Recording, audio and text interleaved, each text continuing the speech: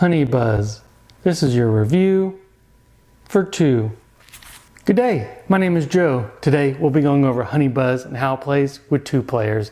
Now Honey Buzz is a 1 to 4 player competitive game where you'll be building your beehive, getting nectar, completing orders, all while trying to get the most points and the most money by the end of the game. So let's see a little bit more how to play.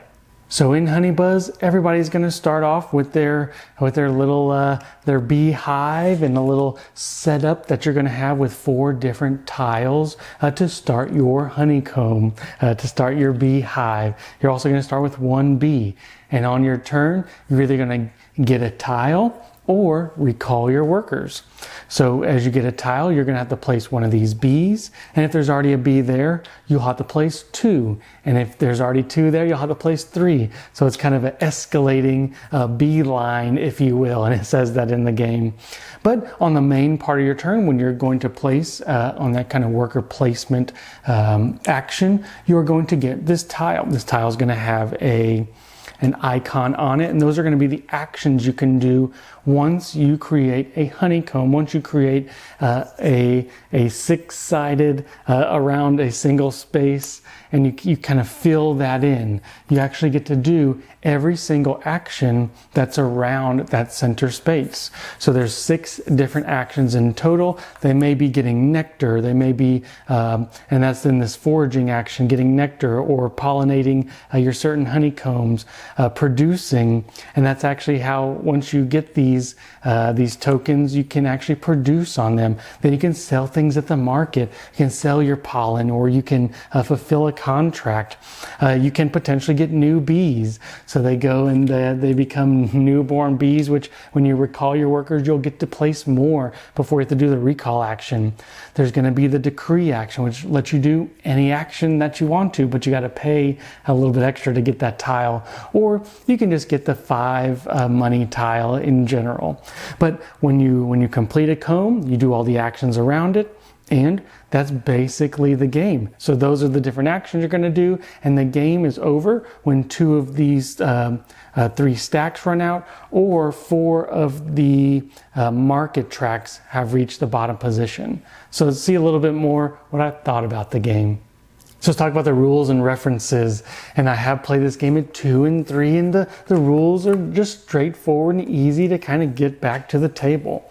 I will say one of my favorite things about this game is this reference sheet of the actual 6 actions when you complete the honeycomb, when you complete that area, and it tells you exactly what to do. I really like the references in this game, and the rules, like I said, fairly easy to get back to the table, as this is our second time to bring this back to the table.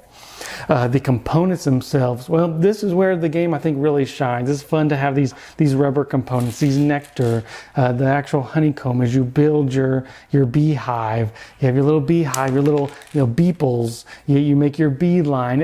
Everything in this game as far as components wise is really top notch, and they give you an insert, which really is the icing on the cake.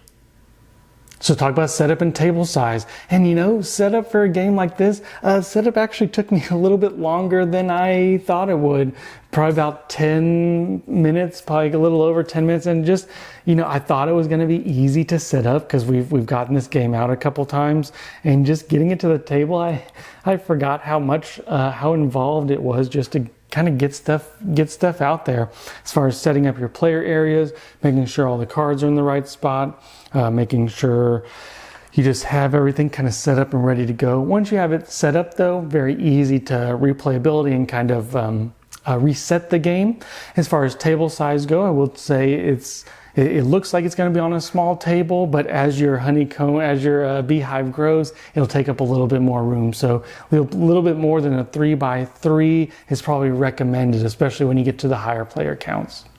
So let's talk about the gameplay in Honey Buzz, and that's where it really was kind of a miss for me because of this one interaction.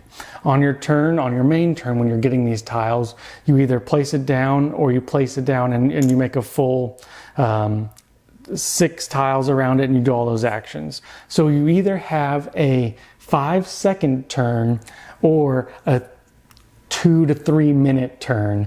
It's either one of those. When you have the 5-second turn, it does kind of feel bad. I played this game at 3 and at 2, and the more players you add, the longer it can become. If every other player fills in their honeycomb and then you have a turn where you have a 5-second turn and then you're waiting again, it really does, the variable turn length is really rough in this game. The actual action interaction is kind of neat. Planning on what you're going to do. Do you need more beeples now? Do you need more money now? Are you going to get the right pollen at the right time? Is somebody going to snatch it in front of you? And that part I really do like. I think this game is fairly well and streamlined as far as the actual design goes. You have your end of round or your end of game goals. There's some that you're trying to do right away. There's some that are going to be at the end of the game. You have your contract fulfillment. You have your actual selling board, plus the actual what kind of game do you want to play? You can go all in on the money and just try to gain money every time or things like that. So there's a couple of different strategies, but it doesn't really change up too much from game to game itself.